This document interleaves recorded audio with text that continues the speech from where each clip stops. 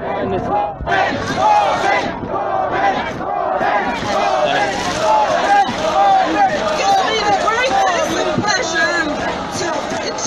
to you the next Labour Prime Minister, Jeremy.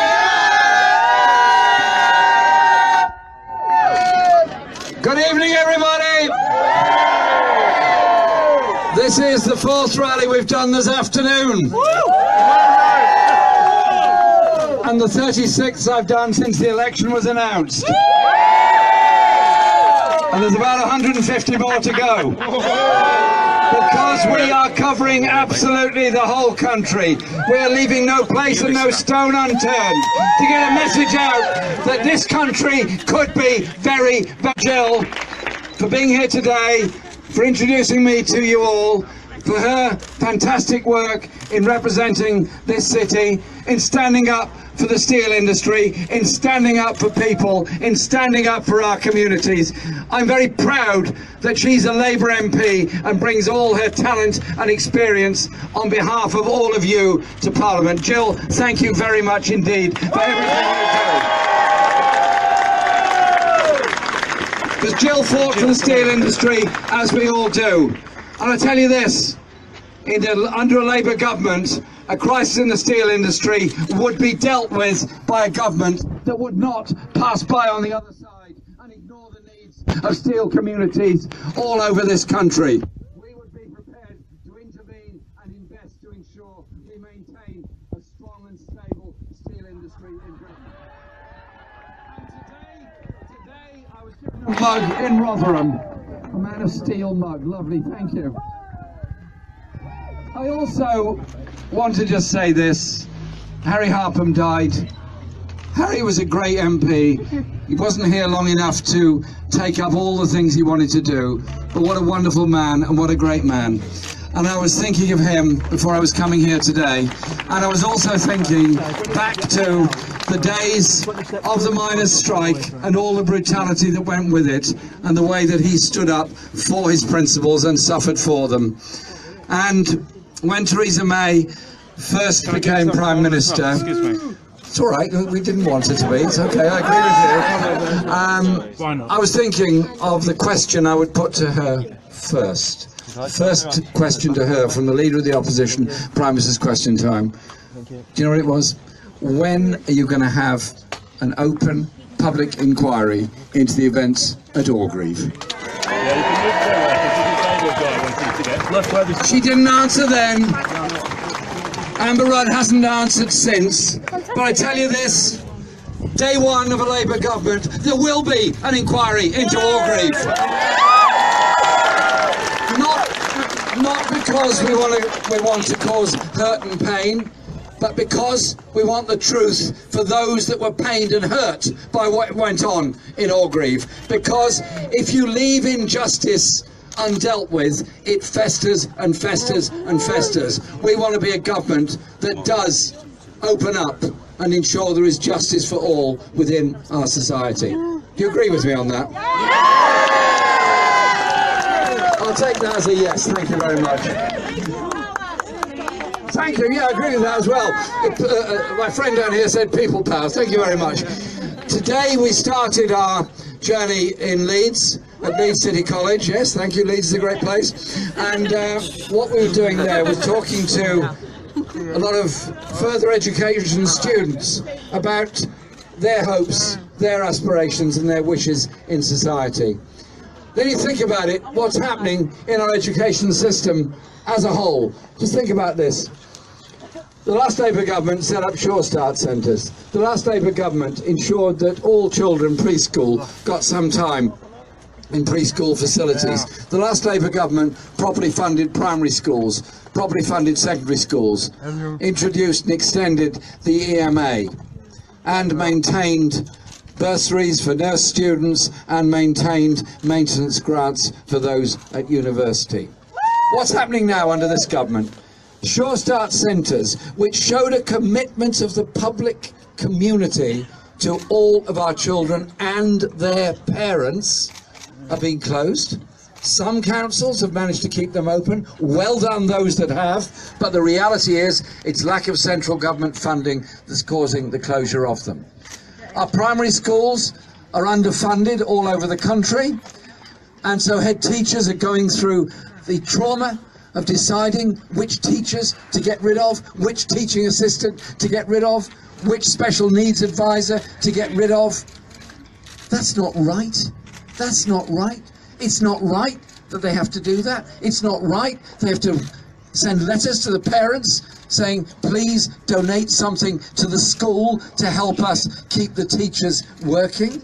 That is not the function of the head teacher. That's not the function of the school. The function of the head teacher in the school is to give our children a place of safety, a place of learning, and a place of hope and opportunity. So a Labour government would do it very differently. We would ensure our schools are properly funded. We would ensure that every child is not hungry when they're learning, because all of them in primary school, all of them will get a free school meal together. So they will grow up remembering that in primary school they all ate lunch together. That is an important message to all of them, because children going to school hungry are not likely to be able to learn very well indeed. And then later on in life, those in secondary school under lots of pressure. We all want our children to succeed. We all want them to get on in life. But if there's no EMA, there's less chance of going on to college, to FE college. There's less chance of getting a good apprenticeship, less chance of getting on to go to university later on after that. I think that is wrong. I think it's a travesty of justice within our society. And it's also actually not very sensible.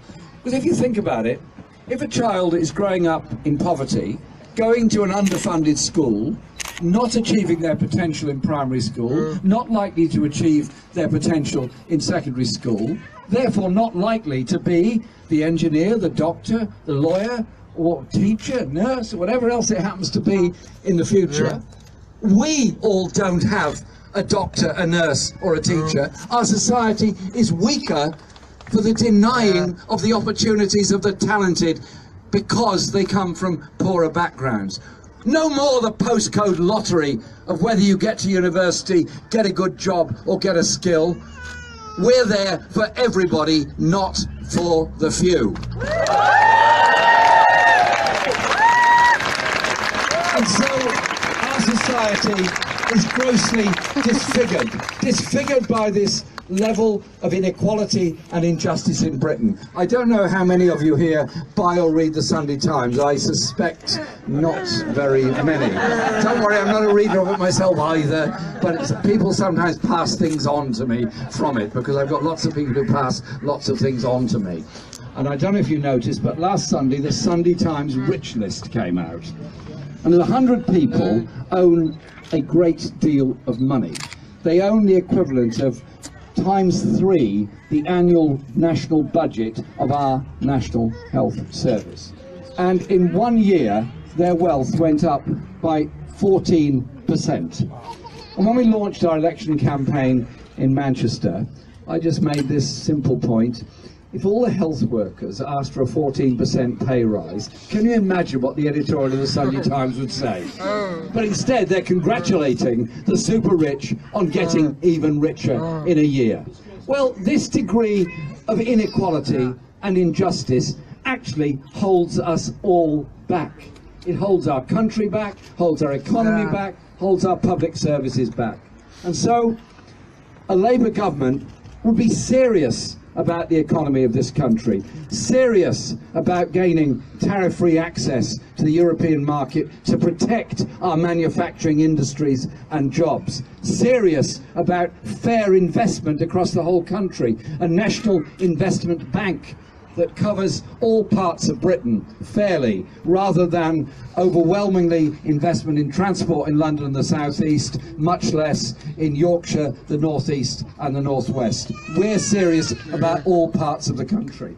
We're also serious about areas that lost their jobs because of the Margaret Thatcher-led attack on the steel industry and the coal mining industry. Yes, that's correct. Boo when her name comes up. Thank you. And those areas have simply not had the investment they need. They've often Secure jobs have been replaced by insecure work. 6 million people earning less than the living wage in modern Britain. 1 million on 0 hours contracts. Half of all those people with any disability living in poverty in Britain. All these things are unnecessary and wrong. So what do? We invest for the future. We have a national investment bank that's prepared to take on the new technology, take on industrial development to ensure that the talents of all of our young people are properly used and properly met. But we also ensure that there are better conditions at work. The right to representation by a trade union at every place of work. The right to recognition by a trade union. The right to representation is absolutely key in that. But it's also about a living wage, a real living wage of £10 an hour, because there are too many people living in far too much poverty within our society. And people say to me, you can't afford all this. I think back to what Bernie Sanders was saying during the US election campaign when he said America can afford anything except the levels of inequality in the USA. You could say the same about this country.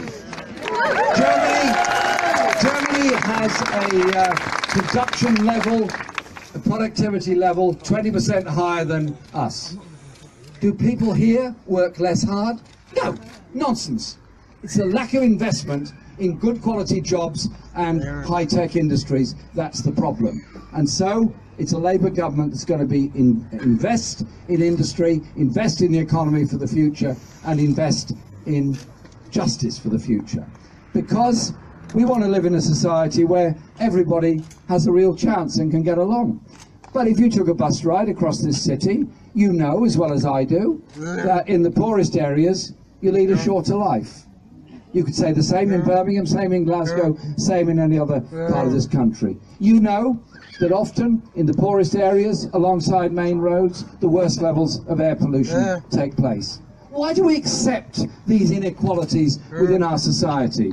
Everybody deserves clean air. Everybody deserves a decent health service. Everybody deserves the best that we can provide for all. So we won't be underfunding the NHS. I won't be a Labour Prime Minister that blames people for getting ill as causing a problem within the National Health Service. We'll be there to properly fund the A&E departments, stop the sustainability and transformation plans so we can look again at health needs across the whole country, and properly fund the social care system. I don't know if you remember it, but the Tories are not very good with texts. And when there was an issue of texting going on over social care budgets to local government, somebody called Nick didn't get a text, and another person called Nick did get a text. And the other person called Nick, are you with me? This is Nick number 2, managed to let me know what his texts were. And they told us that Surrey was going to get a special deal because Philip Hammond was one of Surrey's MPs. We exposed them on that because they said Surrey can't cope with these cuts in social care. And so a special deal was being worked out and concocted for them. I don't begrudge the people of Surrey decent social care. Absolutely not. All I simply say is that the people of Sheffield deserve equally good social care as the people of Surrey. We will make sure that social care is properly funded. There's a third area to health that we've got to look at. We've got to be serious about it and we've got to face up to it. A quarter of us in our lifetime are going to get mentally ill in some way. We're going to suffer deep stress within our lives. We're going to need help and support. We need to properly fund our mental health services. It was Labour that forced Parliament to accept parity of esteem between physical and mental health in Parliament when the Health and Social Care Act was passed. You might say it's the only good thing in the Health and Social Care Act. And we're serious about it, and we will make sure our mental health services are properly funded, particularly for young people and particularly school and college mental health. Too many young people suffer alone because of this. Too many face deep stress. And when you look at that wonderful film, I, Daniel Blake, and you see the injustice and the trauma that people go through in those capability for work tests and not understanding the stress people go through, I tell you this, Labour will be very, very different. We want people to be supported and helped, not blamed and abused, and sadly some forced into suicide because of the blame and abuse that they face. It's a measure of the kind of society that we want to live in. And so we're being told that this election is about Brexit, it is about strong and stable leadership, it is about electing a president, it is about doing as you're told, it is about not questioning anybody or authority. I simply say this: our party was founded by wonderful, brave and far-sighted people at the end of the 19th century who lived in the injustice of the industrial cities like Sheffield, like Liverpool, like Newcastle, like the East End of London, and they felt there had to be something different done. They were far-sighted visionary socialists. They wanted to see decent education, they wanted to see a free health service, they wanted to see good quality housing, they wanted to see powerful local government able to do those things. And Sheffield has achieved so much when it's been properly supported by Labour governments in the past. And that is the tradition we walk in. We're now in the 21st century. Many of those inequalities are now coming back big time because we're accepting the economics of the nasty party. We're accepting the economics of injustice and inequality. Voting Labour on June the 8th will elect Jill as your MP, and I know you're going to do that. Is that agreed, by the way? Thank you very much. And other Labour candidates all across this city and all across this region. By the way, I also hope that you will help out, seriously help out, in the marginal constituencies we've got to win in order to form a Labour government on June the 9th. Please go and help that. But remember this election is an opportunity. It's an opportunity to create a society where older people are not frightened of their pension being destroyed by the removal of the triple lock, where the waspy women get justice rather than be ignored, where we create a society where elderly people are not isolated and lonely. We create that sense of community. We also say to all of our young people, you are our future, you are our hope, you are our inspiration. We will fund your schools properly. We will give you the chance to learn maths and English and science. We'll also give you the chance to learn music and to dream and to inspire yourself. And we will develop that economy that works for all. So the choice is quite simple. Do you want to live in the kind of Britain where the Sunday Times rich list is the news of the day? How much? And also look at that list of the number there that donates to the Tory party. It's a party owned by the rich and subservient to the very rich. Or do you want Labour MPs and a Labour government committed to decent housing for all, committed to decent health for all, committed to education for all, committed to opportunities for all, and serious about dealing with air pollution and how we treat our natural world and our environment? This city has taught our labour movement so much. We've learned so much from it, the bravery of those that have gone before us. So I ask all of you today, be strong, be optimistic, and be utterly determined. We have 30 days to go there, knock on all those doors, explain to people what our offer is from our mouths, not those that choose to say it on our behalf. And we can do something very different and very special and show everyone and show the rest of the world that our values of community, our values of inclusion, our values of the good sense and worth of all of us will prevail, and we will win that election. Thank you very much.